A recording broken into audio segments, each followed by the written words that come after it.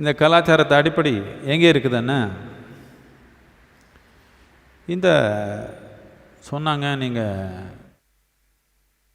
எது ஒரு ஆட்டாக இருந்ததோ அது ஒரு ஜிராஃபாக ஆகணும்னா எவ்வளவோ லட்ச வருஷம் ஆயிடுச்சியாம். பன்னியாக இருந்து யானை ஆயிடுச்சியாம். ஆமாம், பன்னி தான் யானை ஆயிடுச்சு, தெரியுமா இது உங்களுக்கு? எவ்வளவோ லட்சம் வருஷம் ஆயிடுச்சு அதுக்கு. ஆனால் குறுங்காக இருந்த ஒரு உயிர் மனிதனாக ரொம்ப வேகமாகிடுச்சு. இதுதான் கொஞ்சம் பிரச்சனை. இந்த எதுக்கு சிம்பான்சின்னு சொல்கிறீங்க, அவருக்கு உங்களுக்கு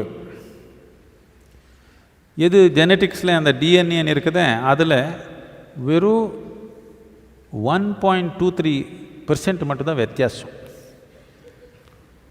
1.23 அந்த அளவுக்கு தான் வித்தியாசம். பெரிய பர்சன்டேஜாக இது. உடல்நிலையில் கொஞ்சம் தான் வித்தியாசம்.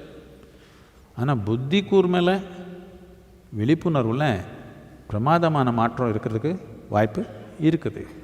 இப்போ நம்ம பிரச்சனை என்னென்னா, நமக்கு பெரிய அளவுக்கு புத்தி வந்துடுச்சு, அது உட்கார வைக்கிறதுக்கு தேவையான ஸ்திரமான உடல் இல்லை, எப்படியோ ஆடுது. நமக்கு வர்ற எல்லா விதமான பாதிப்பு, உங்களுக்கு கோவம் வந்தாலும் சரி, டென்ஷன் வந்தாலும் சரி, ஸ்ட்ரெஸ் வந்தாலும் சரி, பயம் வந்தாலும் சரி, இதெல்லாம் என்னன்னா உங்கள் புத்தி உங்களுக்கு எதிர்முறையாக வேலை செய்யுது. அவ்வளோதானே? நான் நேற்று சொன்ன மாதிரி நமக்கு நாமே ஸ்கீம், இது எல்லாமே நமக்கு நாமே குத்துக்கிறது. எதுக்கு? நம்ம புத்தி ரொம்ப கூர்மை ஆயிடுச்சு. இது எப்படின்னா, சின்ன குழந்தை, 2 வயசு குழந்தை கையில் ரொம்ப கூர்மையாக இருக்கிற ஒரு கத்தி கொடுத்துருவீங்களா? அப்படி இருக்கிறீங்களா? முட்டாள்தனம். கொடுத்துட்டா என்ன ஆகும்? இல்லை அவனுக்கே அப்பாயம், இல்லை வேறு யாருக்கோ ஒருத்தருக்கு அப்பாயம். எதுக்கு? கத்தி என்ன தப்பா? கூர்மையாக இருக்கிற கத்தி என்ன தப்பா? இல்லை.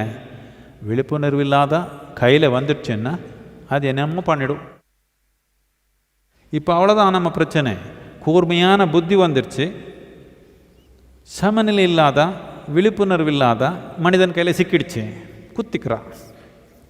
யாருனால் கிடைச்சான் அவர் குத்துவான், யார் கிடைக்கலன்னா தானே குத்திக்குவான். இப்படி தானே நடந்திருக்குது.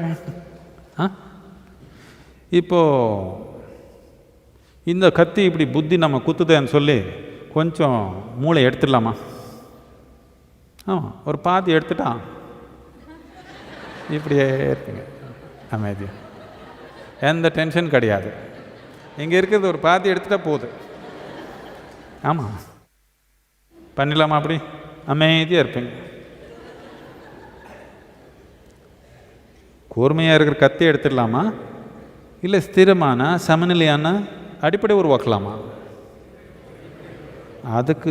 அதுக்கு ஆன்மீகம், அதுக்கு யோகா தேவை. இது நீங்கள் டெஸ்ட் பண்ணிக்கணுன்னா இவ்வளோ தான். நிறைய பேர் இங்கே வர்றாங்க, சத்குரு வீட்டில் தாங்க முடியல, எங்கள் மாமியார் ரொம்ப கஷ்டம் கொடுக்குறாங்க, இன்னொருத்தர் என் மனைவி என்னால் தாங்க முடியல, சத்குரு உயிர் எடுக்கிற அளவு. சரி, வந்துடுங்க, ஒன்றும் பிரச்சனை இல்லை. நாங்கள் உங்கள் மாமியார், உங்கள் பாஷு, உங்கள் மனைவி, பக்கத்து வீட்டால் யாரும் இங்கே வர மாட்டோம். நான் உங்களுக்கு ஒரு ரூம் கொடுக்குறேன், நல்ல சாப்பாடு கொடுக்குறேன், ஒன்றும் நீங்கள் பண்ண தேவையில்லை, ஒரு வேலை பண்ண வேண்டாம், சும்மா உட்காந்துக்கங்க. நான் அப்பப்போ எப்போ நாள் வந்து செக் பண்ணுவேன், ஆனந்தமாக இருக்கணும்.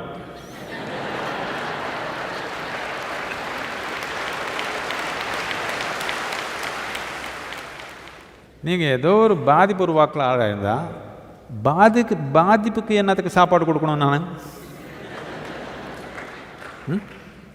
பாதிப்புக்கு என்னத்துக்கு நம்ம ஃபியூயல் கொடுக்கணும்? ஆனந்தமாக இருந்தால் இருக்கிறது, தங்கிறதுக்கு இடம் கொடுக்குறேன், உணவு கொடுக்குறேன், ஆனந்தமாக உட்காருங்க, அவ்வளோதான். ஒன்றும் பண்ண தேவையில்லை, சும்மா பண்ணிடலாமா? அப்படி இல்லை, ஒருத்தரை உட்காந்திங்கன்னா எங்கே நரக்கமாயிடும். 3 நாளுக்குள்ளே 3 நாள் நீங்கள் தனியாக ஒரு இடத்துல உட்காந்திங்கன்னா உங்களுக்கு புரிஞ்சுடும், இந்த பாதிப்புக்கெல்லாம் மூலம் நான் தான். மனைவி இல்லை, மாமியார் இல்லை, பக்கத்து வீட்டால் இல்லை, இதுக்கு நான் தான் மூலம்னா பிரச்சனை என்ன? சமநிலை இல்லாமல் ஸ்திரமாக ஸ்திரமில்லாத ஒரு அடிப்படை, அவ்வளோதான். இல்லை மூளை எடுத்துடணும், இல்லை சமநிலையான ஒரு அடிப்படை நாம் உருவாக்கிக்கணும். ரெண்டில் ஒன்று நிர்ணயிச்சுக்கிங்க. நீங்கள் மூளை எடுக்கணும்னு வேற எங்கேயோ போய்க்குங்க, இங்கே வேண்டாம். நீங்கள் சமநிலையான ஒரு அடிப்படை உருவாக்கணும்னு நோக்கம் இருந்தால் அதுக்கு ஒரு வழி இருக்குது. அதுக்கு தேவையான கருவி நம்மக்கிட்ட இருக்குது. இப்போ நம்ம புத்தி நமக்காக செயல்பட்டால் பிரமாதமாக நடத்துக்கலாம் வாழ்க்கை. இப்போ நம்ம புத்தியே நமக்கு எதிரியாக இருக்கிறப்போ நாம் எங்கே நடத்துறது? டெய்லி எழுந்துக்கிறதுக்கு முன்னாடியே பிரச்சனை ஆரம்பிக்குது, கனவுலையே. முழிச்சு மாமியார் முகம் பார்க்க தேவையில்லை, கனவுலே ஆரம்பிக்குது. இது சரிப்படுத்தலைன்னா எப்படி? நாம் எதுக்குன்னா நம்ம கலாச்சாரத்தில் இதுக்கு எல்லாமே தேவையான கருவி தொழில்நுட்பம் நம்ம கையில் இருக்குது. உலகம் முழுக்கமாக இப்போ தோராயமாக 250 கோடி மக்கள் உலகத்தில் ஏதோ ஒரு விதமான யோகா பண்ணுறாங்க.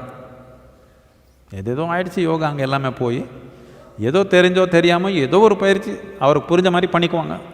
அப்படின்னா சரியாக புரியலனாலும் ஆர்வம் இருக்குது. சரியாக சொல்லிக் கொடுக்குற ஆள் இல்லாமல் என்னென்னமோ ஆயிடுச்சு, ஆனால் ஆர்வம் இருக்குது. இவ்வளோ பேருக்கு உலகம் முழுக்கமாக என்னென்னமோ வந்து என்னென்னமோ போயிடுச்சு. 15,000 வருஷத்துலேருந்து இடைவெளி இல்லாமல் நடந்து வர ஒரே ஒரு பயிற்சின்னா யோக பயிற்சி.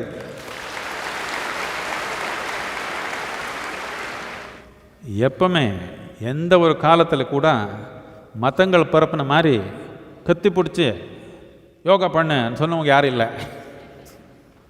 மக்கள் நல்லா செயல்படுறதுனால அப்படியே செஞ்சு வந்து இப்போ 250 கோடி மக்கள் உலகத்தில் ஏதோ ஒரு விதமான யோக பயிற்சி பண்ணிக்கிறாங்க, தெரிஞ்சோ தெரியாமையும். இந்த பாரத நாட்டில் எல்லா இடத்துலையும் இருக்குது.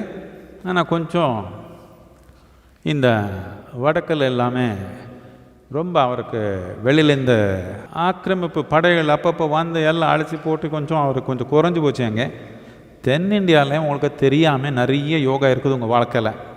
எப்படி உட்காந்துக்கணும், எப்படி சாப்பிட்டுக்கணும், எப்படி செஞ்சுக்கணும், எல்லாமே நீங்கள் போய் ஒரு கிராமத்தில் பார்த்தாலும் ஒரு யோகா இருக்குது. அதுக்கு யோகான்னு பேர் கொடுக்கல, சும்மா பண்ணிக்குவாங்க. இது இந்த அளவுக்கு வர்றதுக்கு காரணம் என்னென்னா, இந்த அகஸ்திய முனி மக்கள் சொல்கிறாங்க அவனு 4000 வருஷம் வாழ்னான்னு சொல்கிறாங்க. 4000 வருஷம் வாழ்னானோ 400 வருஷம் வாழ்னானோ நமக்கு தெரியல. ஆனால் ஒன்று மட்டும் கட்டாயம், சாமானிய வாழ்க்கை எந்த அளவுக்கு இருக்கும் அதுக்கு மேலே பல மடங்கு நீண்டு வாழ்க்கை அவன் வாழ்னான்றது அவன் பண்ண ட்ராவல் பார்த்தாலே தெரியுது. 60, 70, 80, 100 வருஷத்தில் பண்ணுற பயணம் இல்லை, ரொம்ப நீண்டு வாழ்க்கை வாழிருக்கணும். இல்லைன்னா பண்ணியிருக்க முடியாது. அவன்தான் இந்த கலரி,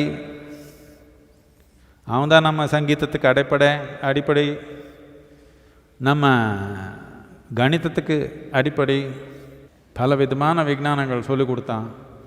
இந்த எப்படி கப்பல் கட்டுறது, எப்படி நட்சத்திரங்களை பார்த்து உலகம் முழுக்கமாக பயணம் பண்ணுறது, இது எல்லாமே அடிப்படை அவன்தான்ற ஒரு நம்ம கலாச்சாரத்தில் இருக்குது. இது எல்லாமே அவனு ஆதியோகி மூலமாக புரிஞ்சு வந்து நம்ம தென்னிந்தியாவில் ஒரு மனிதன் விடாமல் எல்லார் வாழ்க்கையிலையும் ஏதோ ஒரு விதமான ஆன்மீகம் இருக்கணும், ஒரு சொட்டானால் சரி இருக்கணுன்ற மாதிரி ஒரு கலாச்சாரம் உருவாக்கி போனால் அது முழுமையாக போல இப்போ கூட இருக்குது.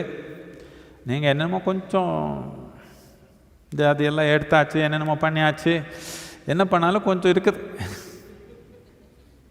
போல. அது கொஞ்சம் நாம் திருப்பி மேல் நோக்கி கொண்டு வரணும். என்னதுக்கான பழைய காலத்தில் இருந்தது எல்லாமே நாம் நிகழ்காலத்தை கொண்டு வரணுன்ற நோக்கம் இல்லை. இது தொழில்நுட்பம், மனிதன் வளர்ச்சிக்கு தேவையான தொழில்நுட்பம். தொழில்நுட்பத்துக்கு பழைய காலம், நிகழ்காலம், எதிர்காலம் கிடையாது. செயல் செஞ்சால் உபயோகப்படுத்துறது தானே இந்த தொழில்நுட்பம். நான் அப்போவே 2 வருஷத்துக்கு முன்னாடி 2.5 வருஷத்துக்கு முன்னாடி சொன்னேன், தமிழ்நாட்டில் இருக்கிற மனிதர் எந்த ஜாதி இருக்கட்டும், மதம் இருக்கட்டும், ஆணாக இருக்கட்டும், பெண்ணாக இருக்கட்டும், ஒரு சொட்டு ஆன்மீகம்னாலே இருக்கணும் எல்லார் வாழ்க்கையில். பண்ணிடலாமா இப்படி? நானுன்றது என்ன இருக்குதோ இதுக்கு அப்பாற்பட்டது ஏதோ ஒன்று பண்ணணும் தானே மனிதனே. இது எந்த அளவுக்கு இருக்குதோ அந்த அளவுக்கு வாழ்னா இது புழுப்பூச்சி வாழ்க்கை. பிழைப்புக்காக வாழ்கிறது ரொம்ப சின்ன வாழ்க்கை. மனிதன் பிழைப்புக்குள்ளே வாழ முடியாது. நமக்கு காலமாகிறதுக்கு முன்னாடி நம்ம திரும்பி பார்த்தா நமக்கு அப்பாற்பட்ட ஒரு செயல் நாம் பண்ணியிருக்கணும் தானே கட்டாயமாக. என்னம்மா மனிதனு என்னென்ன முக்கியமாக மித்த எல்லா விலங்குக்கு இயற்கை 2 கோடு போட்டான், அதுக்குள்ளே தான் வாழணும் அவர்.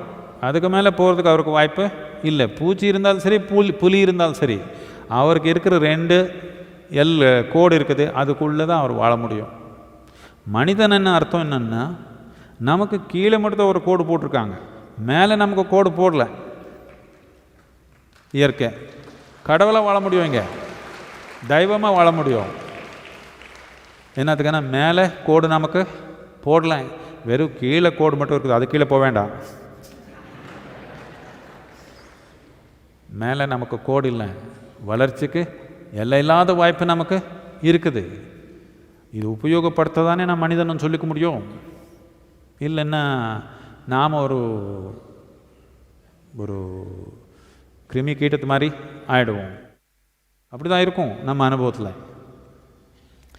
இதனால் பிரதி ஒரு மனிதனுக்கு இந்த வாய்ப்பு கிடைக்கணுன்னா இந்த கலாச்சாரம் நம்ம கொஞ்சம் தீவிரப்படுத்தணும், உறுதிப்படுத்தணும்.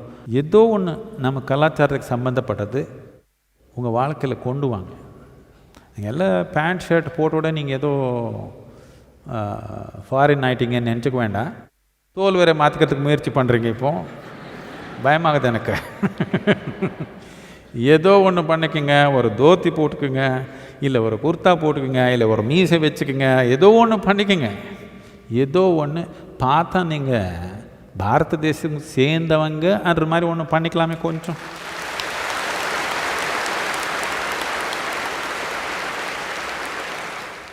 எதுக்கு அண்ணா கலாச்சாரத்தில் உறுதிப்படுத்தலைன்னா, நம்ம நாட்டுக்கு மட்டும் இல்லை, உங்களுக்கு மட்டும் இல்லை, உலகத்துக்கே இந்த வாய்ப்பு இல்லாமல் போயிடுவோம். அடுத்த ஒரு 20-25 வருஷத்துக்குள்ளே நாம் கொஞ்சம் உறுதிப்படுத்தலைன்னா உலகத்துக்கே இந்த வாய்ப்பு இருக்காது. அந்த மாதிரி சூழ்நிலை வந்துடும்.